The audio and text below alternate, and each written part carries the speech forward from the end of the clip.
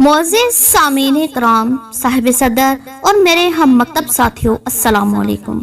مجھے آج جس موضوع پر لب کشائی کا موقع دیا گیا ہے وہ موضوع ہے میرا آئین میری آزادی کی ضمانت۔ ساتھیوں، جیسا کہ آپ جانتے ہیں کہ یہ ہمارا ایمان ہے کہ ایک مسلمان کا آئین ہے اسلامی طرز پر اپنی زندگی گزارنا۔ ساتھیوں، دنیا میں سب سے زیادہ عورت کو آزادی رائٹ جس مذہب نے دی ہے وہ مذہب اسلام ہے۔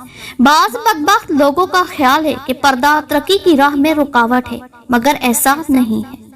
اصرار ہے اگر انہیں ہماری بے حجابی پر، تو ہم نے بھی پردہ سے وفا کی ٹھانی ہے اگر منظور قیامت ہی ہمارے حق میں، تو آئے مگر جان لے کے خدا بھی ہمارا ثانی ہے۔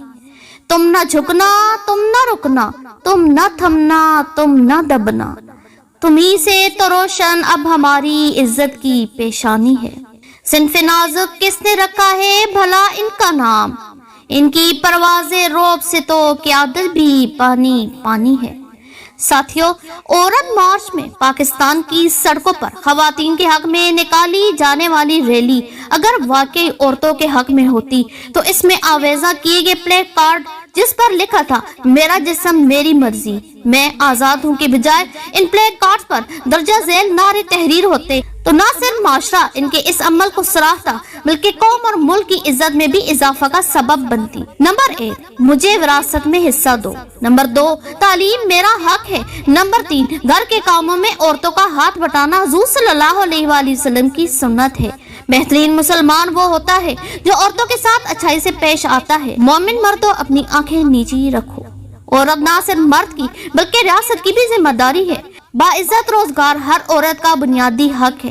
ماں کے قدموں تلے جنت ہے۔ بیٹیوں کو اچھی تعلیم اور تربیت دینے والا مرد جنت میں حضور صلی اللہ علیہ وآلہ وسلم کا ساتھی ہے۔ قیامت کے دن تم سے عورتوں کے حقوق کے بارے میں پوچھ گچھ ہوگی۔ بیٹیاں اللہ تعالیٰ کی رحمت ہیں۔ ہمارا احترام سوسائٹی پر فرض ہے۔ لڑکیوں کی اچھی تربیت جنت کی ضمانت ہے۔ ہم مائیں بہنیں بیٹیاں قوموں کی عزت ہم سے ہے۔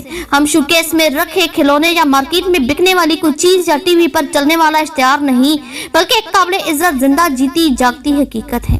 صاحب صدر، عورت مارچ اور اس کی پشت پر موجود مغرب اور اس کے فکری ایجنٹ لبرل نظریے کے سوداگر ہیں جو رب کے سامنے جھکنے کے بجائے رب سے بغاوت کرتے ہوئے ہر عمل میں اپنی مرضی اور خواہش پر چلنا چاہتے ہیں۔ مذہب سے آزادی کی یہ سوچ جو عیسائی دنیا کی چرچ کے خلاف بغاوت کا نتیجہ ہے، اس سوچ کو پاکستان میں میرا جسم میری مرضی کے غلیظ سلوگن کے ذریعے پھیلانے کی کوشش کی جا رہی ہے۔ لبرل نظریہ انسانی ذہن کی پیداوار ہونے کی وجہ سے فکری گہرائی سے محروم ہے اور عورت اور مرد کے تعلق کی تنظیم اور ان کے درمیان آئیڈیل تعاون کا نظام تشکیل دینے سے قاصر ہے۔ اس لیے لبرلز نے مرد اور عورت کو بینہ ایک قرار دے دیا ہے۔ لبرل سوچ مردوں اور عورتوں کو ہر معاملے میں ایک ہی رول دینے کی کوشش کرتی ہے اور جہاں عورت مرد نہیں بن پاتی تو اسے عورتوں کے حقوق کی پامالی قرار دیتے ہیں۔ عورت کی تذلیل میں اضافہ کرنے کے لیے عورت مارچ سنگے میل ثابت ہوگا۔ ساتھیوں، اللہ سبحانہ و تعالیٰ خالق ہونے کی حیثیت سے بخوبی جانتے ہیں کہ معاشرے میں مرد اور عورت کا درست رول کیا ہونا چاہیے۔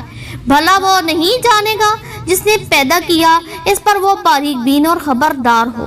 پاس اسلامی تہذیب میں مرد اور عورت میں نہ تو برابری اور نہ ہی برتری یا کمتری کی کوئی بحث موجود ہے۔ جو بھی اللہ سبحانہ و تعالیٰ کی جانب سے تفویض کیے گئے اپنے رول کو درست ادا کرے گا وہ فلاح حاصل کرے گا۔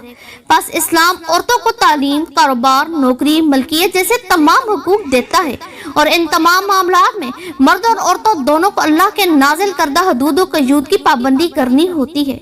رسول صلی اللہ علیہ وآلہ وسلم کے دور میں خواتین جہاد میں حصہ لیتی تھی۔ حضرت عمر رضی اللہ تعالیٰ عنہ نے ایک خاتون شفا بنت عبداللہ کو مارکیٹ کا قاضی مقرر کیا تھا۔